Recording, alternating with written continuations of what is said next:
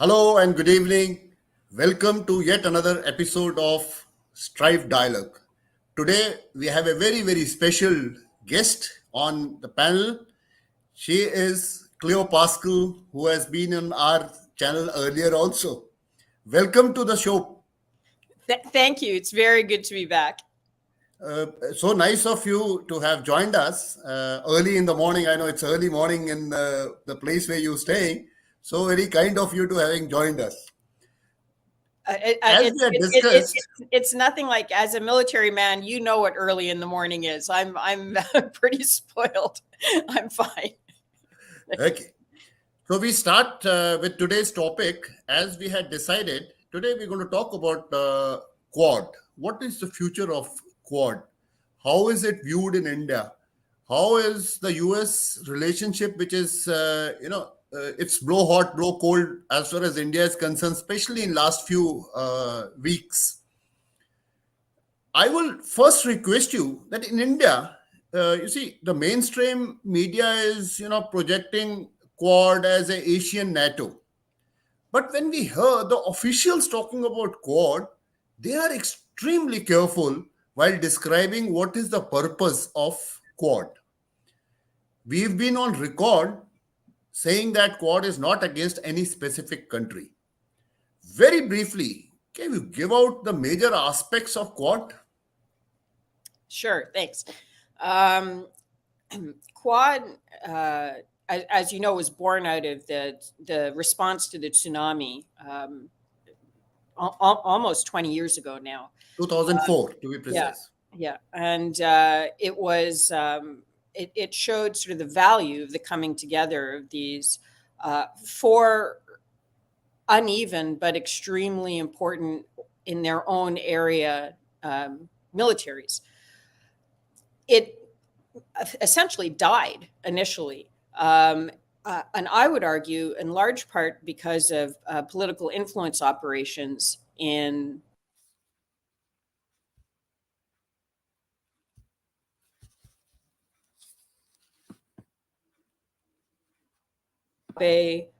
Morrison, President Trump, and of course, Prime Minister Modi, who saw that the time was right to have more of this. So I'll request you. You had gone off the screen. Some problem. Can you just repeat? It started in 2004. Sure. After that, can you say again? Because I think there was some problem, technical edge. Yeah, sure.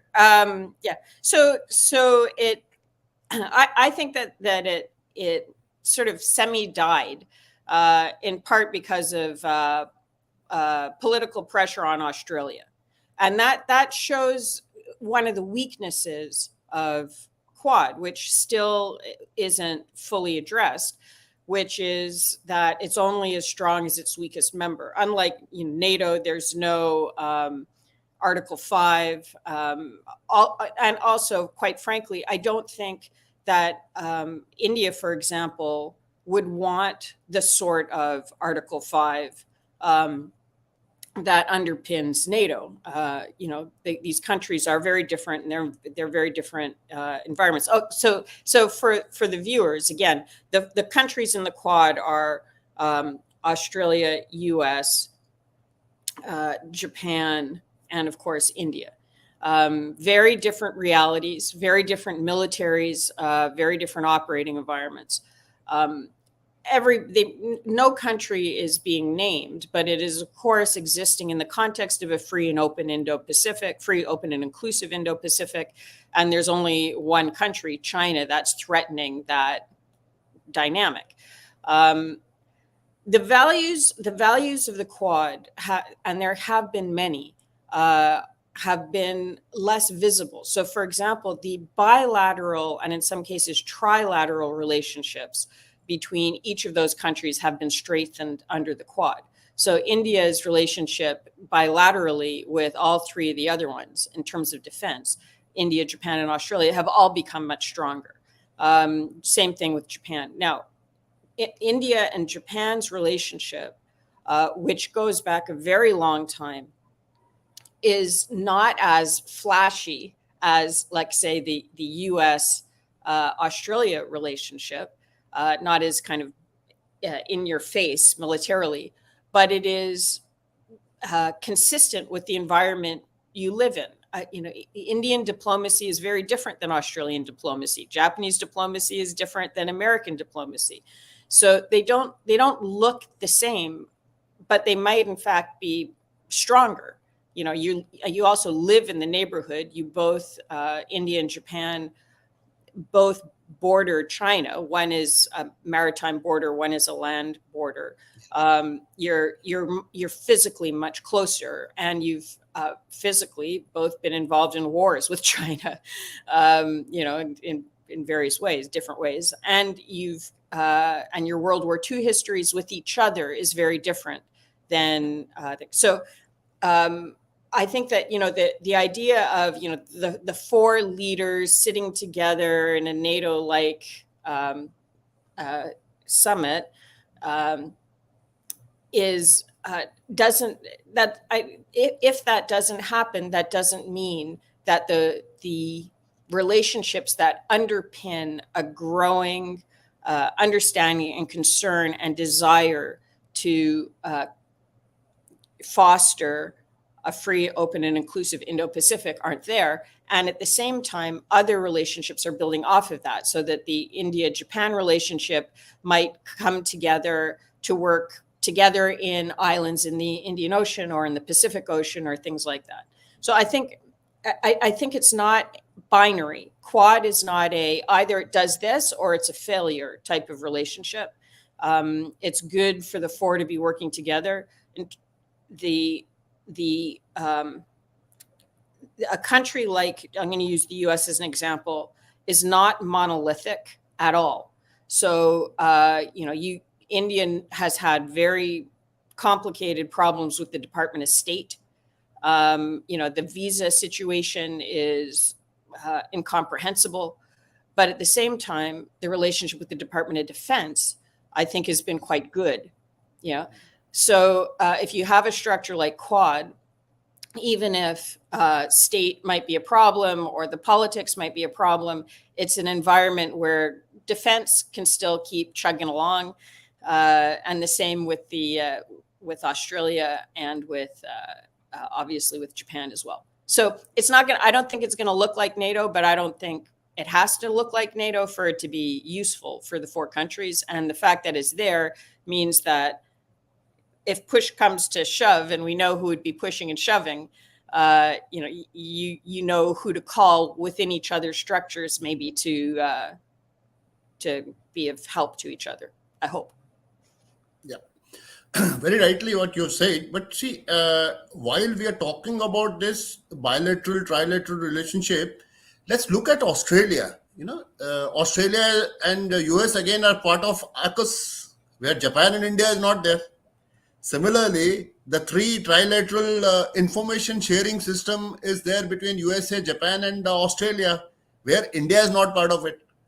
So these sort of things, even Malabar exercise, US is not coming every time to exercise when we are having this naval exercises in Indian Ocean and Bay of Bengal. Of course, they had to do with tsunami, during tsunami time, that rehearsals. But see, a sort of doubt has started coming. Are the four nations really serious about future of Quad?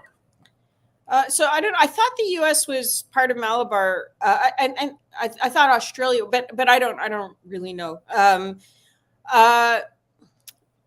So historically, in the history of Quad, which is this almost 20-year history now, I think personally, as I mentioned, the weak link has been Australia. Australia, the first time that it sort of died, and this was under Kevin Rudd, there was it seemed to be linked to Chinese pressure on Australia, and Australia is a much smaller country compared to the other three, and it has their military is very focused and good, and there are a lot of good people in the system, but its economy is tied into China in very deep ways. Sometimes it stands up to China quite remarkably, and sometimes it doesn't. It also has really, to my way of thinking, not handled China and the Pacific Islands in the way that I think is very effective. You see the case of the Solomon Islands, where the Prime Minister of the Solomon Islands has signed a security agreement with China, and Australia has rushed in with more weapons for him and more troops for him. And they're competing with China on China's playing field, and they're always going to lose. If you do that, you're always going to lose. You know that from the Indian Ocean. India, I think they could learn a lot from India on how to deal with that. So I can understand why there would be doubt on the political side. And remember, there's, as mentioned, each country is many different countries. There's the very strong people-to-people relationships in all of these countries. There's the economic linkages. Then there's their equivalent of the State Department and their equivalent of defense. But in the case of all of these countries, India is the only country that still has the same leader who was there when Quad was revived. Yes. Right. Correct. And they're all democracies, and they're going to go through ups and downs. I would also say that India is fighting this fight in a much more intense way. The threat from China is so much more clear to the Indian strategic community, but so is the multifaceted way that attack is happening. So you've got the attack on the Mumbai electrical grid. You have the Maoists. You have, backing through Pakistan. You have, how multifaceted the threats are from China, and that's. And you also push back. India banned TikTok and WeChat, and 57 other Chinese apps, and blocked some FDI. And you're on the front line of the political warfare, but also the kinetic warfare in a way that, I think Japan is starting to definitely get it more pervasively. And the U.S. Department of Defense definitely does. But, the inconsistency in the response is understandably frustrated to people who see the depth of the threat and the risk to the region. So what can I say? I understand exactly what you're saying. You got to work with what you've got at the moment. And this is sort of, you got to war with the army you have and with the allies you have. And I wish everybody was more clear about it in the way India is. That's all. Another aspect, Leo, I would like to bring your attention to. See, India is trying to, India needs to maintain a strategic autonomy. India cannot be seen to be going too close, because in the past also you have seen, non-aligned movement is almost gone, but we are still trying to follow that. The recent Russian-Ukraine war also we've tried to maintain. Now Israel-Hamas also we tried to maintain some sort of, putting our what is in national interest.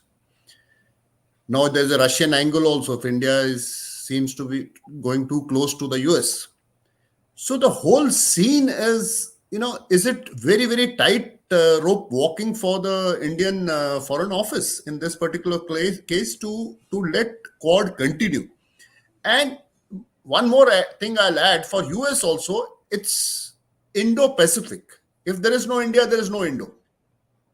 So then it remains Pacific. So it's not that US doesn't want us, or whatever US is doing, which we'll talk subsequently, is it just a sort of feelers giving that you jump into our camp and India is resisting it? I have a lot of respect for the MEA, and I think that it's what the G20 was a moment of inspiration, I think, for a lot of countries, because there are a lot of countries that feel the same way India does. and I don't think of it as non-alignment. I think of it as realignment. There are a lot of countries that are concerned, who don't want to get caught up with, for example, Ukraine. For whatever reasons. I mean, if you're Djibouti, you don't want to get caught up in Ukraine. If you're Yeah. Mozambique, whatever. I mean, there are a lot of countries that don't, whatever, but that also don't want to be dominated by China, which is coming in very aggressively. So the vision that was put forward and had been worked on for a very long time by India at the G20 was extremely important. Including things like the India, Middle East, Europe economic corridor, for example, which bypassed the BRI and created those linkages.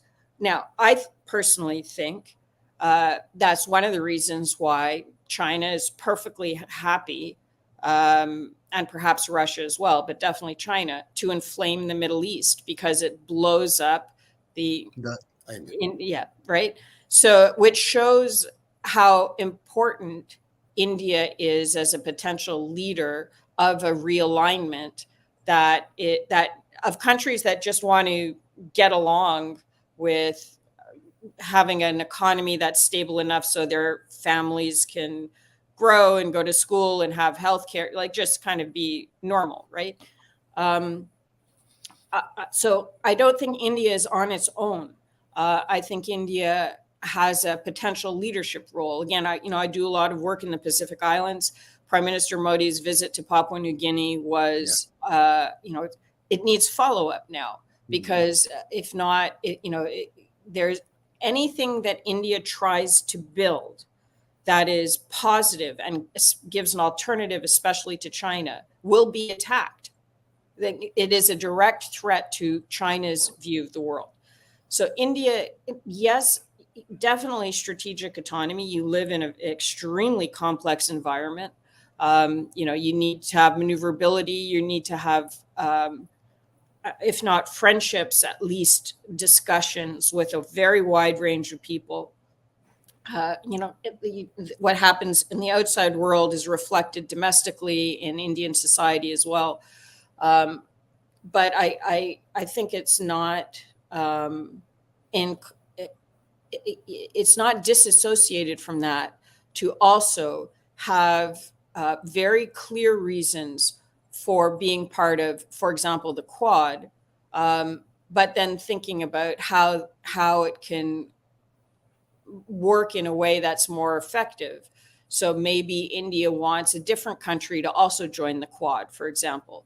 That would be, in line with its own, which would reinforce its strategic autonomy in the context of having more friends.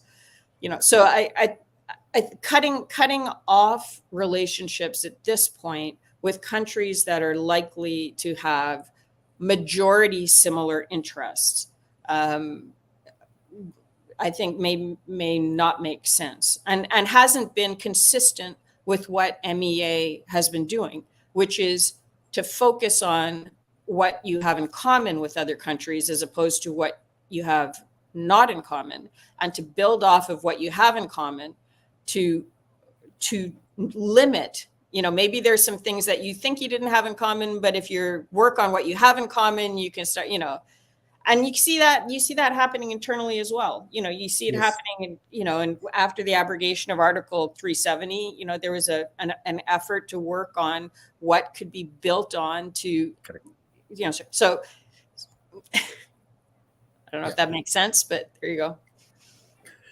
No, this is my follow-up question to what explanation you've given. See, it's a famous saying that there are no permanent friends or foes in international relations.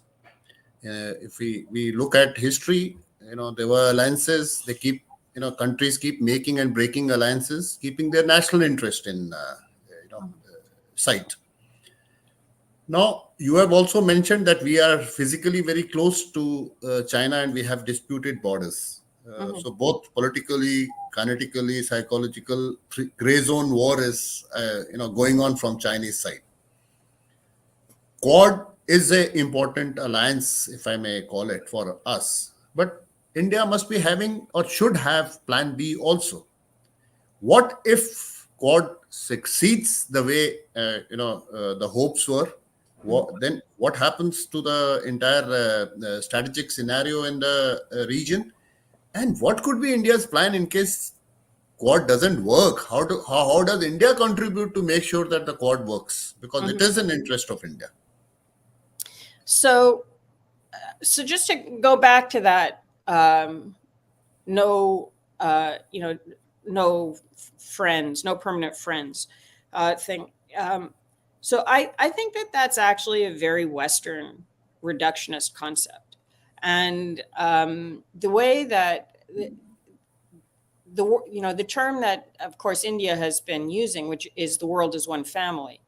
Yeah.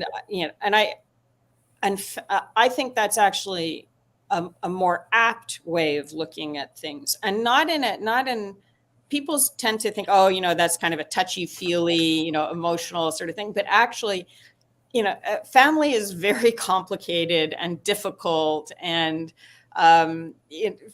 if you truly know what family is, then, that's not an easy thing. Yeah. But what it means is we're all stuck here together. We're here together, and Yeah. you You can't, like it or not? yeah, like it or not, you got to work together, and there's going to be one member of the family that you don't like it when they show up, but you can't get rid of them. So, it's not, so you have to figure out how to work together. And so I think that that's, as best as you can. So I think that that is a much more apt way of looking at things. I think from a strategic perspective, the world is one family actually is helpful, very helpful. Because it also, if you have family, you go through ups and downs. And, but that you have to make it work as best as you can. And, you have just in your immediate vicinity, your relationship with Bhutan, that's a familial relationship. The relationship with Nepal is a familial relationship. Things like so. Uh, I think that kind of Indian, that you don't have you don't have permanent friends. That came out of the United States, Yeah. right? Which only has two borders, two land borders. One of them is with Mexico, which until recently permanently dominated, and one is with Canada, which also is basically living under the U.S.'s security umbrella. So that's more, and also it's a new country relative to Asian countries, for example. So I think that, again, in the same way that the realignment that you saw to the G20, or this conceptualization of the world as one family, the way that India is going to be is trying to shape the global environment is very different.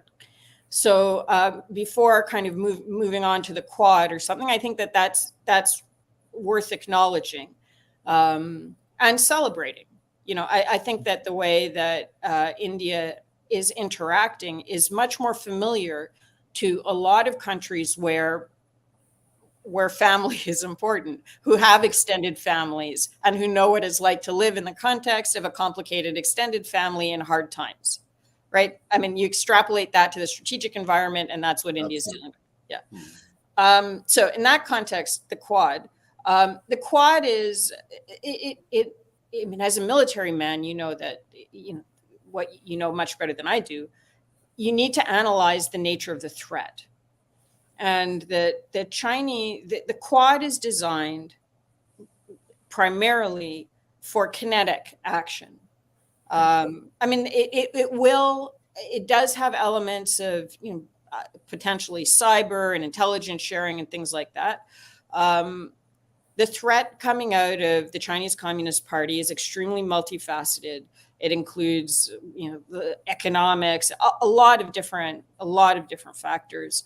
intelligence operations. That's why, India's blocking of TikTok was incredibly important. We're seeing in the US how corrosive it has been, especially in the context of the Israel-Hamas war.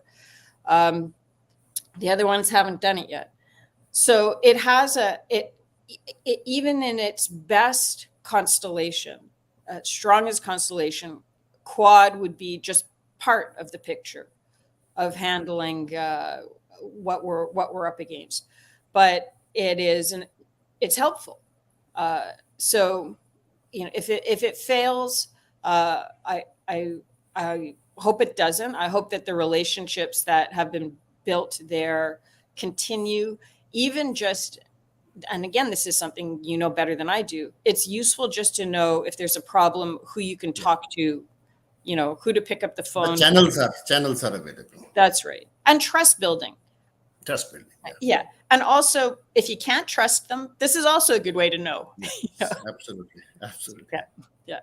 So we come on to the next query I have. See, recently, US seems to be pushing back at India.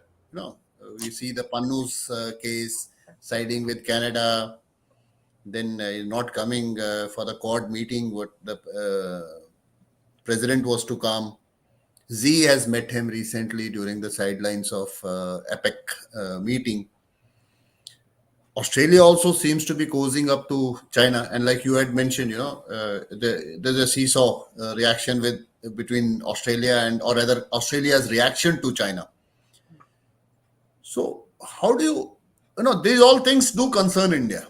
So how do you see these development, in future? How do they manifest? In case we are being kept on the sidelines, and we have just spoken.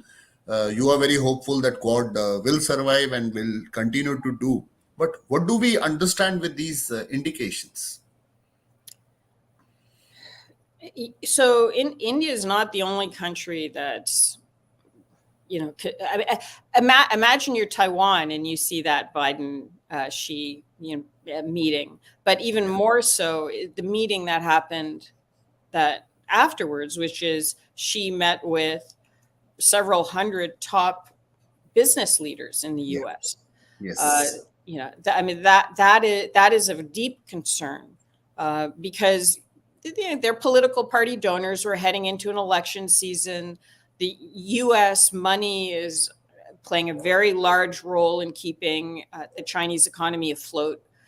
So those are definitely concerning signals. At the same time, you see the U.S. Department of Defense taking a much stronger support line on the Philippines, for example. And by the way, I would just like to pay my respects to the Philippines for the way that they are handling their the incursions into their national waters. Yes. And standing up to China. Yeah, and they're standing up for themselves. Yeah. Right. And what's very, very helpful, and this is what I think would be helpful in the context of your question, is if more countries talked honestly about what their problems are. Now, not all of them relate to China, but a lot of them relate to China. And to show Chinese maritime activities and aggression and incursions, so that countries don't feel as isolated, so that if you have some sort of, wavering in the U.S.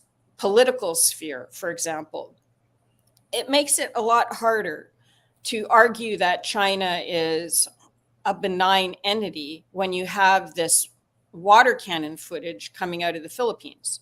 Yeah. And there are a lot of Filipinos who live in the U.S. and they vote and they talk to their friends, and they're Americans in many cases, and they're involved in politics and things like that. So the more that countries are transparent with their issues, the better. In terms of this, so I'm Canadian, right? So, I was in India recently and spent a lot of my time apologizing to my Indian friends. I mean, anyway, and it would be interesting if India was more transparent about some of the activities other countries have conducted within India. Right. I mean, this is something that, everybody in India everybody in the Indian strategic community certainly knows. And of course, there was the movie about the rocket engineer, and what happened to the cryogenics program, which I mean, these are stories that are not known in the West. But maybe now is the time for a little bit of parody. I don't know, obviously, what actually happened, but I do know that the way that Prime Minister Trudeau handled it was 100% political, right? So whatever happened, you can handle it in a whole range of ways. I would have been much more comfortable with a statement like that on the floor of Parliament if there had been criminal charges laid. Which is essentially what the U.S. seems to be doing. You let it come out if that's what happened as part of a court proceedings and prove it. If you have enough evidence to say something like that, you should be able to prove. The shooting in the dark shouldn't have been done. It would have been. There's the only country that benefits from that is China, right? That's the only country that benefits from that, and that statement made on the floor of Parliament in Canada was made just after my Prime Minister's disastrous trip to India, and it was. It's also, you may not be as aware of this, but Canada is in the process of putting together an inquiry into foreign interference into Canada's elections. And that was forced on the government because of very strong indications that China was heavily involved. And part of the shifting or expanding of that narrative is now from the government is it's not just China, it's also Iran and Russia and India. So it reinforces both of those narratives. First of all, it wasn't me, the Canadian Prime Minister, that had a disastrous trip to India. It's India that's a problem, and look at what India is doing in our. So it was to me, putting the incident aside, the way that it was done was very political, had the potential to create real problems between India and the Five Eyes. And again, Canada certainly doesn't benefit from it. And the only country that, from doing it in that way, the only country that overtly does is China, and that it makes me very nervous. So in the same way, kind of, and we talked about Kevin Rudd. Kevin Rudd is now the Australian ambassador in DC. He's changing what he says about China, but India has a very long memory. And those involved in the first Quad will remember that as well. But again, if you adopt the sophisticated role of the MEA and you see the world as one family, I would hope that you would have a little patience with us, with the rest of the world, and see what happens at the next elections. These are democracies. So correct. Okay. Now, one important aspect I want to ask you, since you keep a very keen eye on what's happening in USA, there are three issues that the world is concerned as of now. One, of course, is the old Taiwan-China relationship. We know whom USA is supporting. One is Russian-Ukraine war and the Israel-Hamas fiasco that is taking place. What is USA supporting. Of course, we know, but I want you to, make it open to us how these decisions are they taken, to what extent the support is extended, how actually the legislation works in USA. Just briefly explain it for our audience.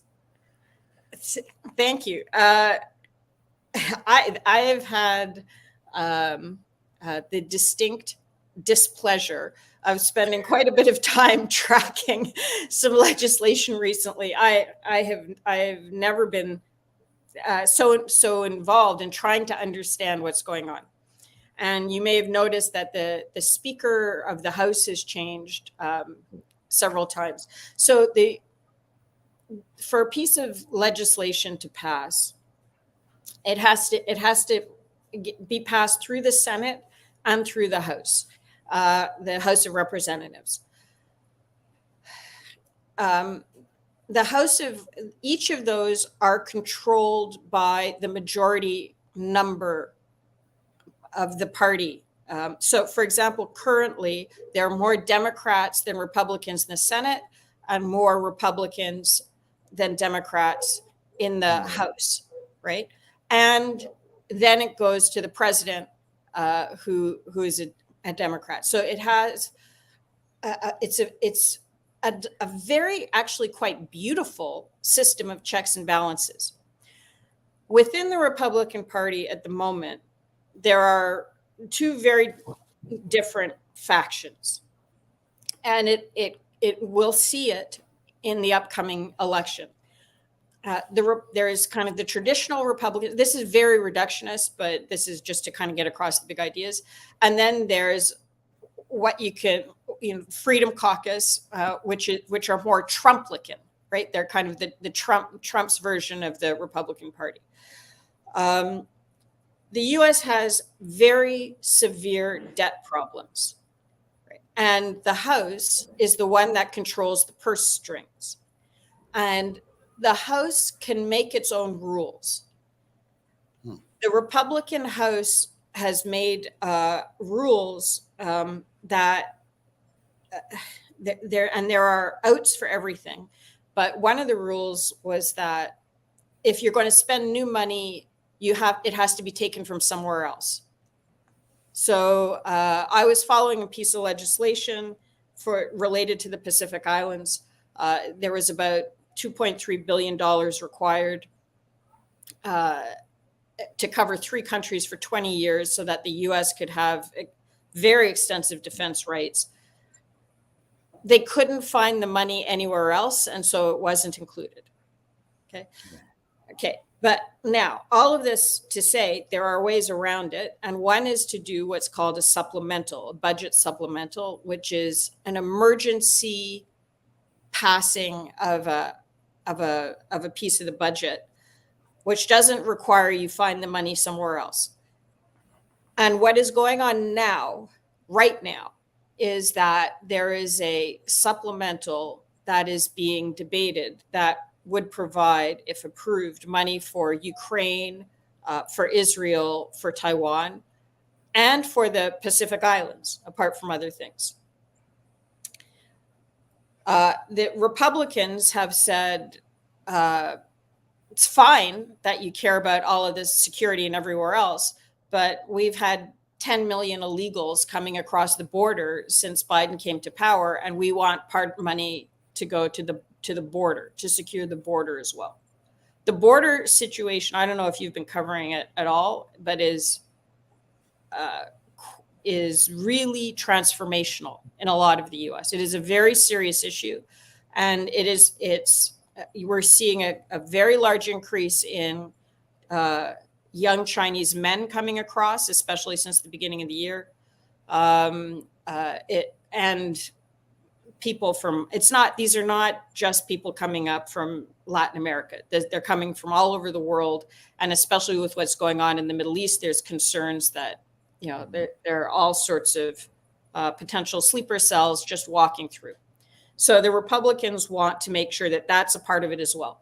So there are negotiations going on right now today on the border section. The Republicans are saying we won't pass what you want for Ukraine or for Taiwan or for Israel unless you give us what we want on the border.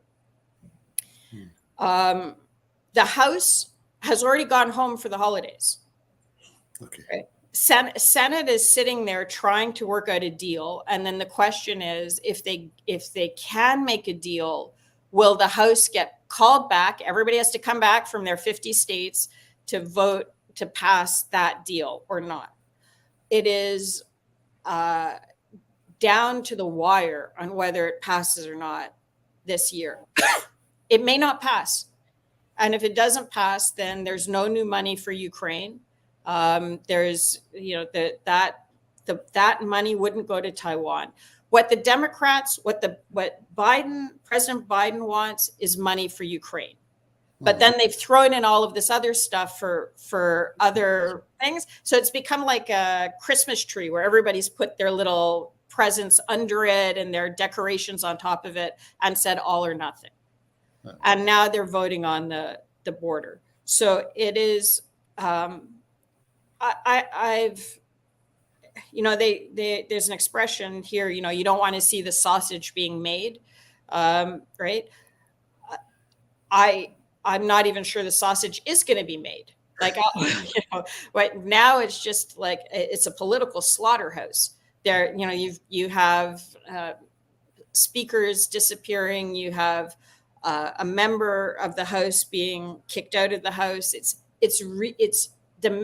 I know you think it's very easy to think as a country that's dealing with the US that it's personal to your country. But if you see what's going on domestically now, which is, it's fine, it's democracy, but it is extremely messy. And people that I've been speaking to within Washington have said in their lifetimes, they have not seen anything like this. I would not be surprised if a component of it is effective political warfare designed to paralyze the US system. But it is extremely messy right now. No, from far away, you realize that the superpower is supposed to be very organized and everything moves as per the rules and, legislation, everything is planned. But the way you have described, it's really, in fact, it's a shocking news sort of thing that you have, revealed. Yeah.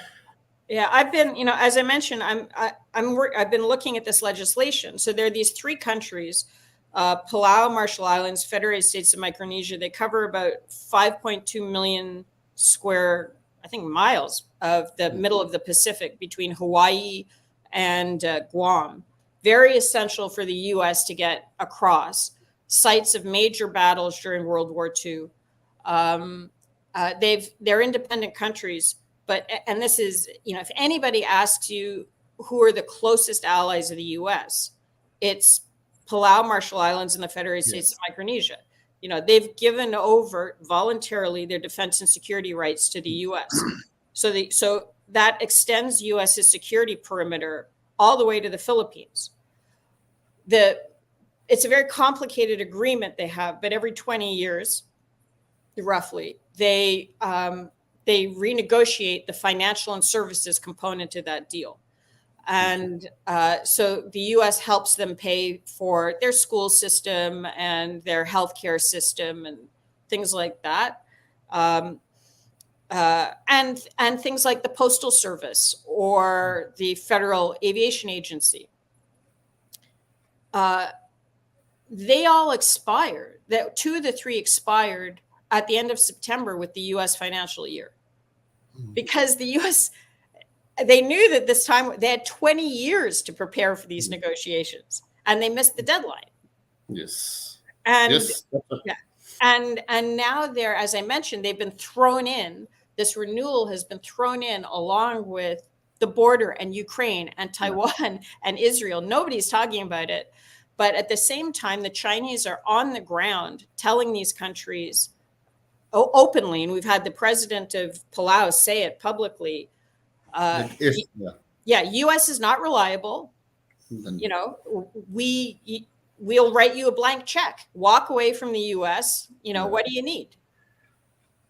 So it's not it's not just dysfunction with India. I mean, this is a core part of U.S. defense architecture in the Pacific. You cannot get to Taiwan safely if you don't have this relationship with the Pacific Islands. Absolutely. Yeah. So that's all. That you can't get to Guam. You can't get to Saipan. And 100,000 Americans died during World War II to create the security bridge. You can't. How do you get to India? I mean, you can't. This is the World War II map, maritime map all over again, and it's in a piece of legislation and it isn't even mentioned in the context of these other ones. So, all this to say, I had no idea how casually almost the U.S. is dealing with these major strategic issues in the context of these very heightened domestic political divides. That's very interesting. Yeah. We welcome Gen Dushyant. You can see him on screen. Sir, welcome. Good to see you, sir. Thank you. Good Sir, to see you. you would like to ask few questions to Cleo, sir. Over to you, sir. No, Dr. Cleo, I was basically interested to know as to how is Australia going to pitch now in this entire rigmarole of Quad, because it seems, the Mandarin-speaking Prime Minister is tending to go towards the our friendly neighbor on our north. So if you could tackle this, and in the light of also the Pacific Island, where there is a competition now going on between China, Australia, and the US, because Australia is also trying to wean away certain of these islands. So how do you think this entire game is going to be played now in the next few, I would say, months, or is it just an election posturing? Both of them. So I have very deep concerns about the Australian political direction. And again, this has nothing to do. You're military men. The military is different, and I don't want to. And I know that I know people in Australia who are even more frustrated with their own policies than I am. Yeah. I personally think, and this is sort of a macro thing, when it comes to China, China comes into a country with, and you can see very clearly in the Pacific Islands, there are three elements of the engagement. It'll come in and say the engagement is economic. We all know that it's tied in to strategic, right? Absolutely. The economic is for China's strategic advancement. But the third element, which is always there, is corruption, criminal activity and corruption. Okay? Oh, yeah, and the criminal activity is what then degrades the democratic process and rule of law, freedom of the press, all of the things that underpin an independent sovereign nation. And you can see it. They'll go for the. There was just a very nice free trip for Pacific Island journalists to China, and there are lots of pictures of what a nice time they had and things like that, right? And then they'll go after the judges. They'll get into the judiciary, and then they'll because the goal is to metastasize the Chinese system, so you have little vassal states that replicate the Chinese Communist Party in its way of governance. okay. So for me, the way to deal with that, one of the ways to deal with that is you pull on the corruption thread. You go after the corruption and you level the playing field. You're not going to be able to compete with China on, for example, infrastructure, because China has gamed the World Bank system, and it gets those contracts because it's, I would argue, through illicit means, also through corruption, and its strategic focus is much higher, but the corruption you can go after it on. So this gets back to your question on Australia. Mhm. The Prime Minister of the Solomon Islands used that one case, and that there's a big corruption cloud around him and his decisions around China. A lot of that money is laundered through Australia and New Zealand, but Australian real estate, Australian bank accounts. If they wanted, Australia could shut down a large degree of Chinese influence in Solomon Islands and give hope to the honest leaders in the Solomon Islands that they can have a free and fair election and take back control over their own country. Okay. Australia hasn't done it. The other problem that I have with Australia is that they have, I honestly think that they think, members of the strategic community think, that their ultimate goal is to have their own vassal states or protectorates in the Pacific. Is it? Yeah, well, if you take a look at the Australia-Tuvalu agreement from a couple months ago, I don't know whether you saw that. Australia signed an agreement with Tuvalu where Yeah, I really, it's a I read that. I had read that. I had the read that. So the nature of that agreement is that the premise is, and this is another thing that I find infuriating, is that they use disingenuous language. So they'll say it's about climate change refugees, right? But actually what they're offering, what Australia is offering to Tuvalu is to take in maximum 280 people a year. On a potential pathway to citizenship. Mhm. What they're and Tuvalu is a very small country. It has about 12,000 people in the Okay. middle of the Pacific.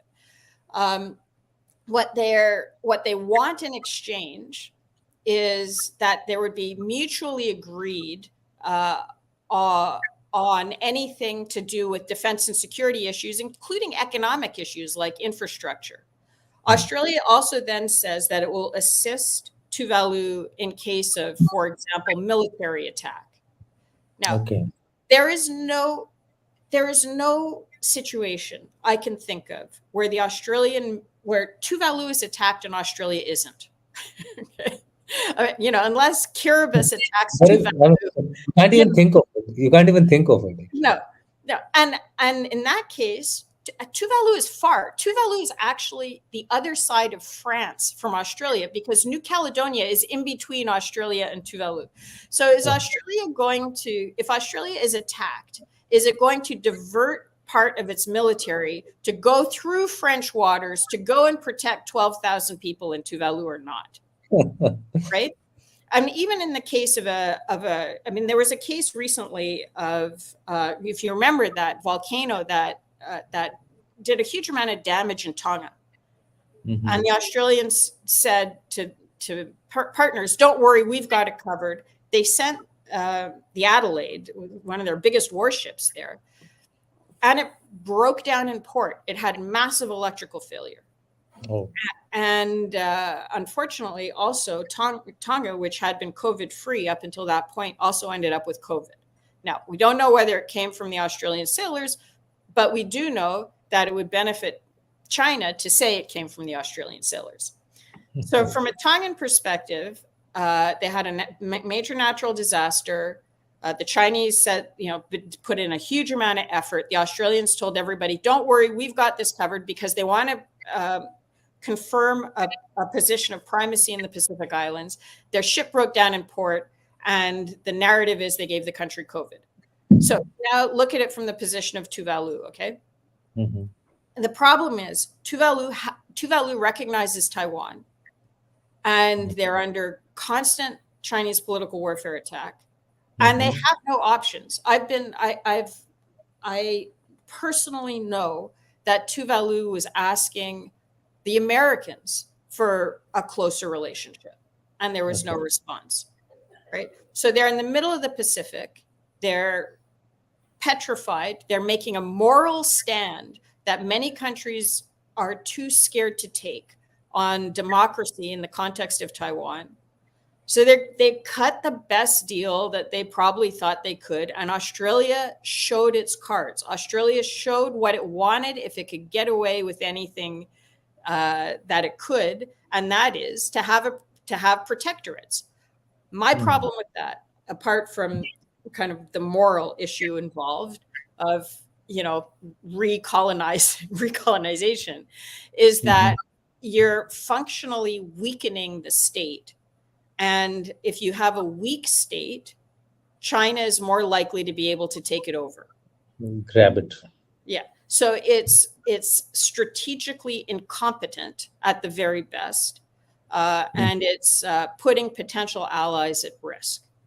Okay. So that's I know this is a much more complicated answer about Australia than maybe you wanted, but just to say that even yes, there's this issue of the Australia-China relationship, but also in the context where Australia seems to be taking a sovereign position in the context of China, I think its strategies are ill-conceived.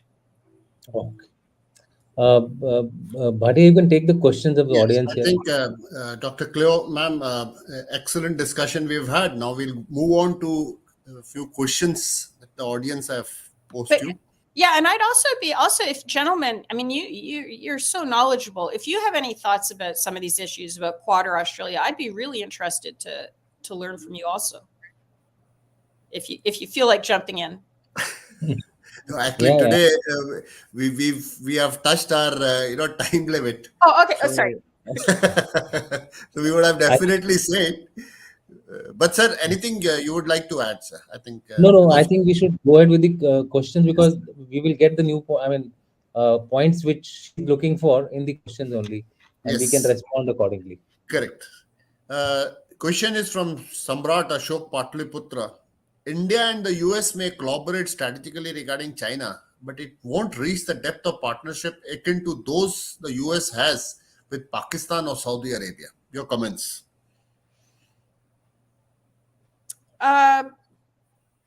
It's a good question. So I would definitely differentiate between Pakistan and Saudi Arabia. Pakistan is kind of hard to call a country. I'm sorry to say, but there's so many. It's not a normal country. Can I put it that way? It's not a natural country. I would put it that way.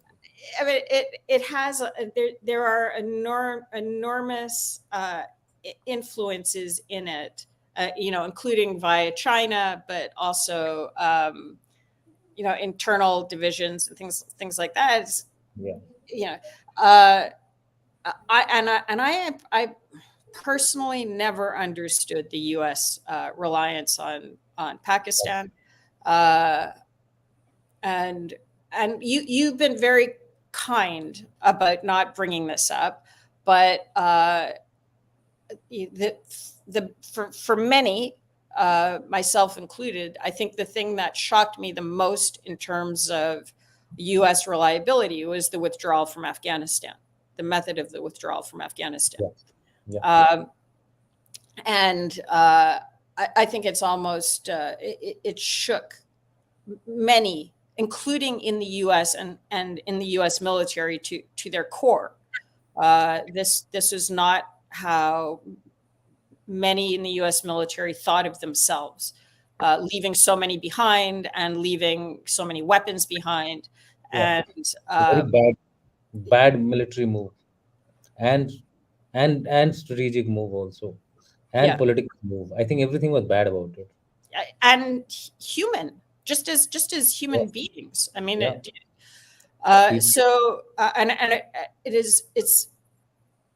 it's kind, of you not to bring it up at every single meeting you have with the U.S., but I'm sure that it's sitting in the back of your mind. So I did not understand that. I'm not being rhetorical. I actually didn't understand it. So in the same way, I don't understand the continued and persistent reliance if that's the case on Pakistan, although I think that's definitely changing.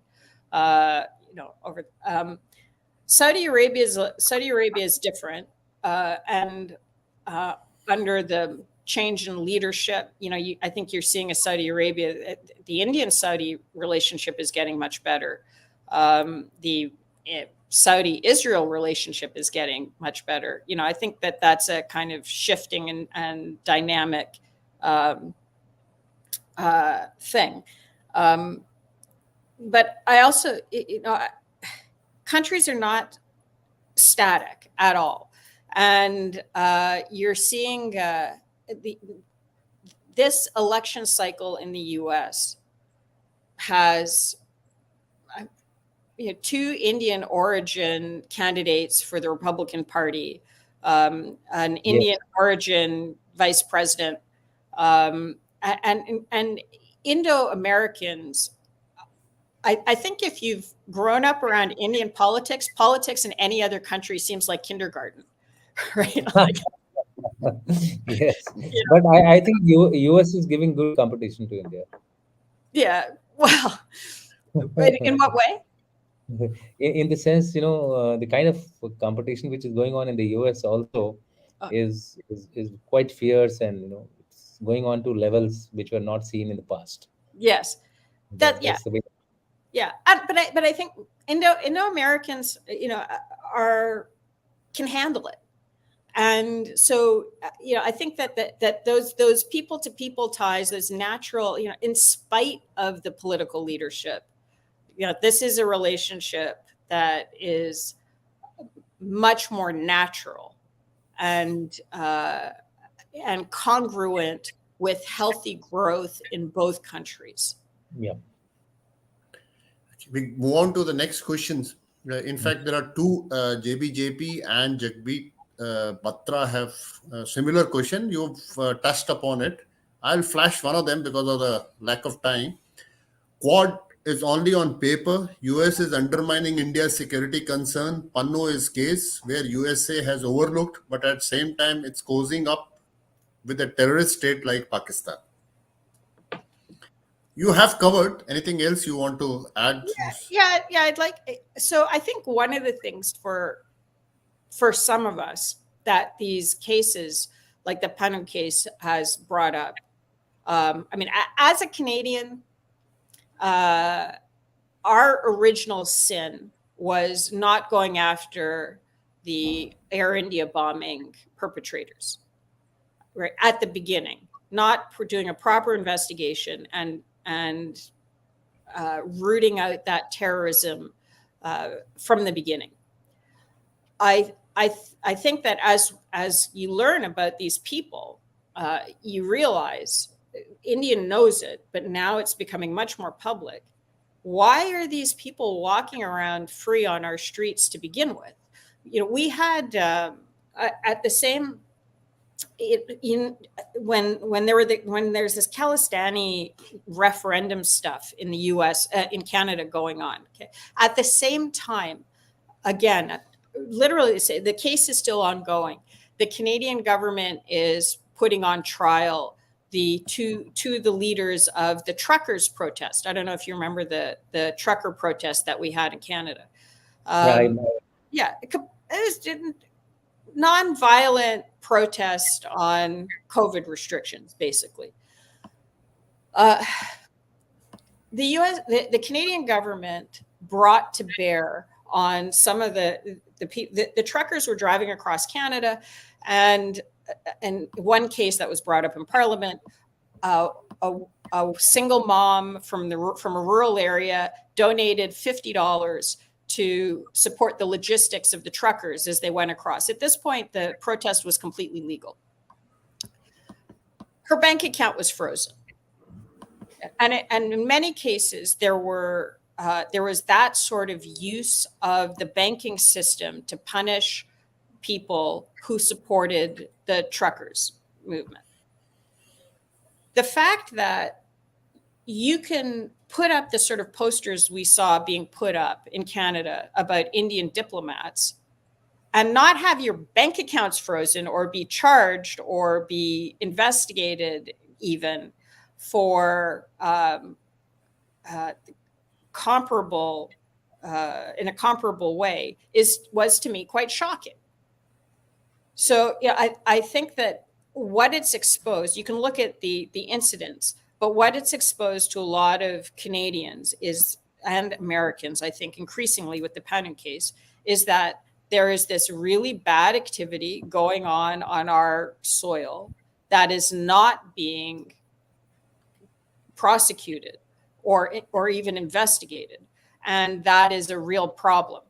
So you can focus on that what the government has done, or you can take it as an education process for the general population on a topic that every Indian knows, but because it hasn't been covered in our press before, North Americans weren't really aware of, and that can end up being something that's quite positive. These are bad people, and they're whatever India wanted to do with them or not, or was involved or not, we should be aware that they are walking around free on our streets, and this is a really serious problem. Absolutely, absolutely. Yeah. So Aditya has asked the reason Australia is USA are not paying heed to Quad is because China is already at downward slope. Hence, they are distancing with India. So that's a very interesting question about the direction of China. There's a lot of reporting about an economic downturn in China, and whether we've reached peak China or not. The way I look at it is, have we reached peak damage China can do or not? And I don't think we're anywhere close. And China in decline can potentially be even more dangerous. If for whatever domestic reasons they decide that, all right, they're going to need to take a hit on Taiwan, and that might distract from that. Because remember, the Chinese Communist Party view of the world is to be number one in the world in terms of comprehensive national power. And you can do that either by, your country getting better, or you can do it by knocking other countries down. So that's why if you have a pandemic or an epidemic, if, COVID is running through your country, it benefits you from that mindset to release it onto the world. That's why they blocked the flights domestically, but allowed the flights internationally. If China was going to get hit by COVID, it helps China for everybody to get hit by COVID. And in that intervening few months, to try to make sure that they have control over PPE and antibiotics and the narrative and all that sort of stuff, right? So China in decline would just make China want to make everybody else decline even more. So I think that the realignment, if that is the case, towards India is happening.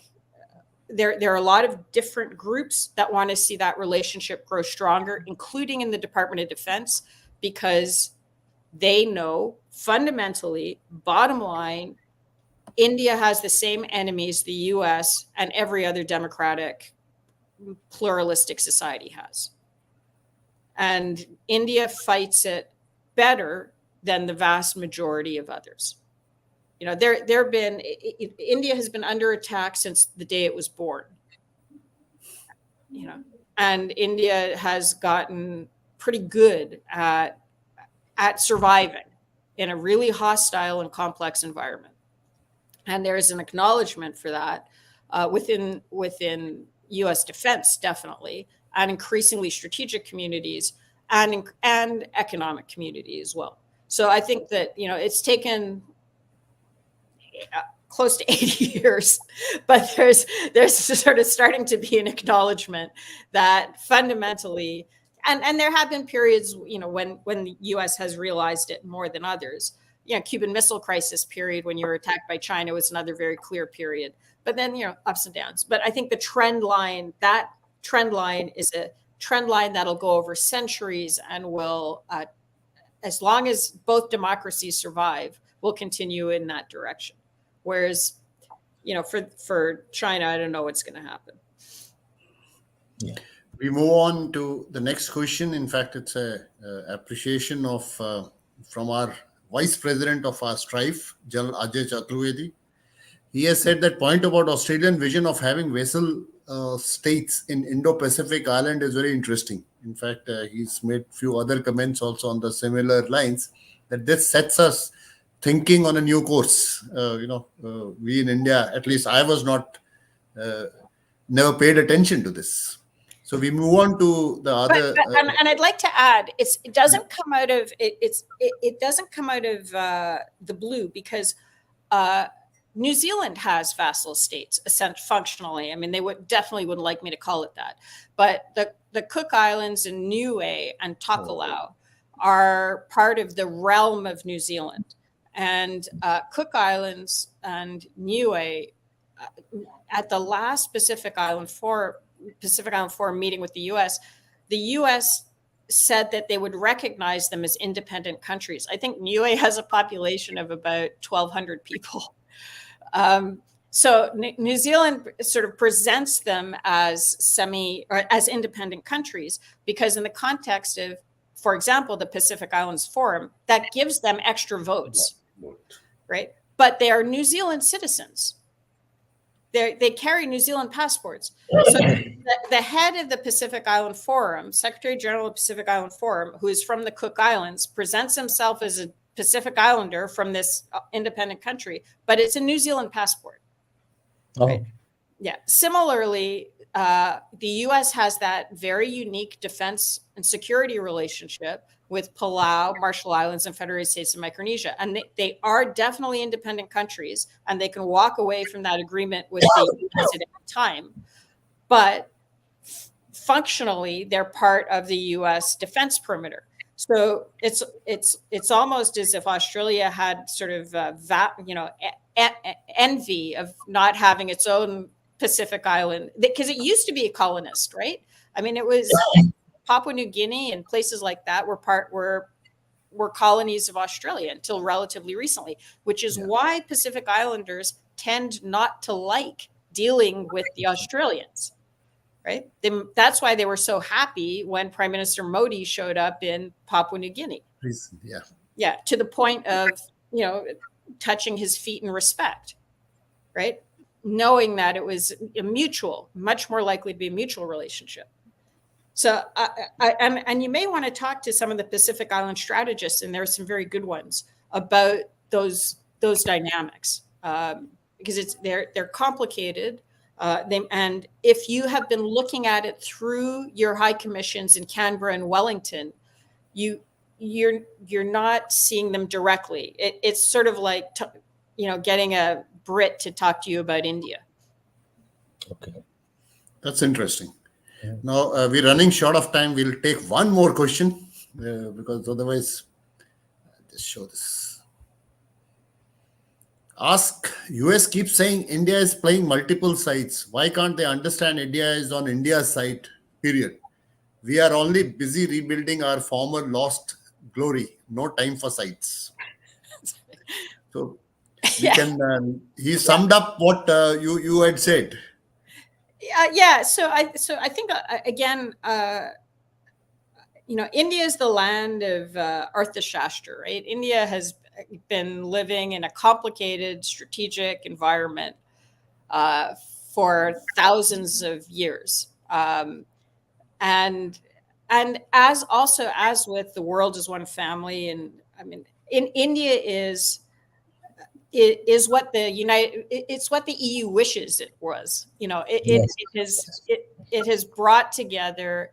Not only are you in a complicated neighborhood, you're a complicated family, and that's meant that you're much more judicious in your use of language and development of relationships, and a lot a lot more is ambiguous and coded, and that's how you have to live when you're when the situation is complicated and it's not black and white, and you want to give yourself maneuvering room. It's a mature civilization in a complicated place. Again, the US is, compared to India, relatively new. It has 2 borders, neither of which are from countries that are likely to attack it anytime soon. It's protected by oceans on either side. It's just a different strategic environment. And it takes what some have called strategic empathy. I would just call basic common sense to be able to understand a little bit what's going on. I had said that is going to be the last question, but there's one very interesting one which has come from Rishi Atre. I will just flash this. He's talking again about you caught our imagination by saying that vassal states, everybody is talking about it. Regarding vassal states, many are still dominions. The UK has an indirect control through New Zealand. Yeah, so that's it's an interesting question about what is on paper and what is practical. Now, I would argue that possibly more of I wouldn't say control, but in some ways is Five Eyes, right? New Zealand, we haven't really touched on New Zealand. I personally think now New Zealand has a new government, so we'll see what direction it goes in. But New Zealand has been a much bigger strategic concern for me than Australia. Australia goes back and forth and it can be confusing. New Zealand has just been drifting straight into the Chinese. New Zealand, I think personally, wanted to position itself as China's conduit into the Pacific Islands. And to be the bridge. And there was a trade deal called the Pacer Plus trade deal, which New Zealand and Australia forced onto the Pacific Islands that it could, which gives it a position of primacy, or at least first among equals economically. And I think that part of the strategy for that, and they've said it in the white papers, is to be kind of an entry point into the Pacific Islands, which functionally would mean China. So you could have Chinese companies set up in New Zealand, use the Pacer Plus trade deal to then get into the Pacific Island markets. New Zealand has been a problem since the Soviet era, right? I don't know if you remember the Buchanan, the whole issue with the blocking of the U.S. nuclear ships, and they still are, or have been until the new government, pushing for a nuclear-free Pacific, where they're conflating nuclear power generation with nuclear weapons in some cases, especially their academic community. But they never mention anything about China. It's always about the U.S. Nuclear ships.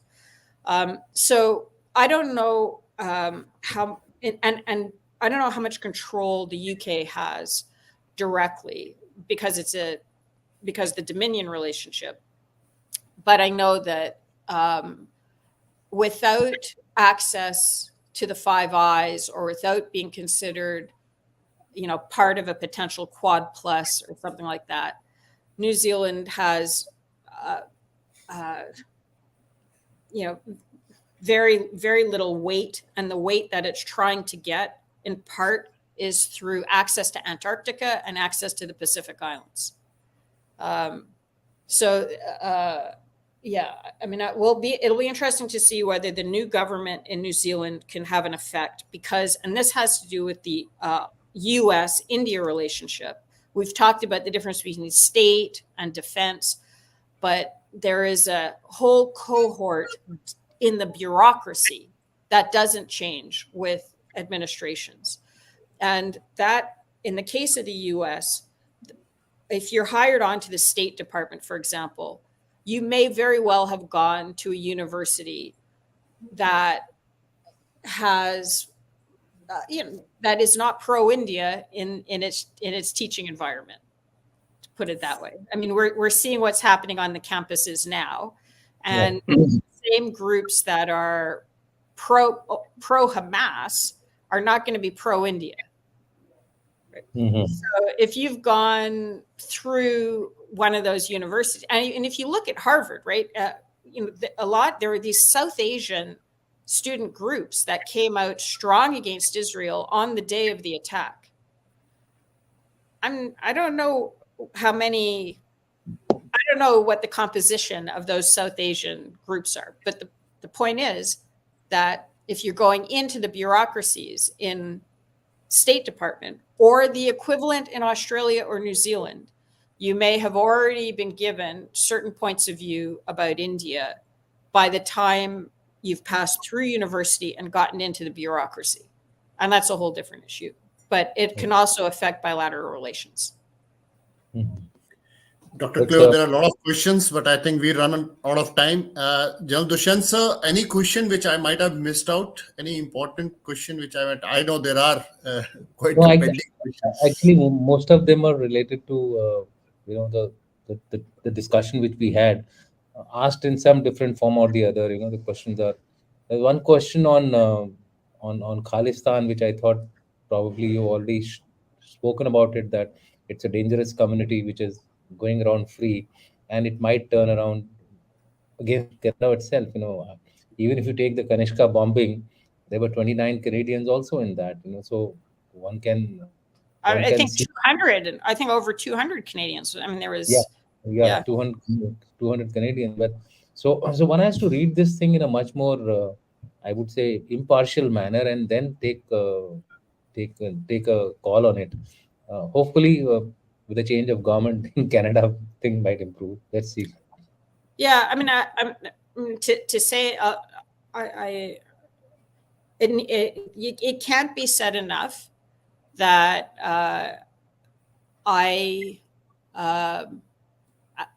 I'm ashamed that my government did not deal with this 20 years ago. And obviously for the sake of the international community, the relationship with India, but also for the sake of Canadians and for the Canadian Sikh community that in many cases is being held hostage by terrorist elements within it. I mean, it's made it very, very difficult for the vast majority of Sikh Canadians who just want to get on with their lives and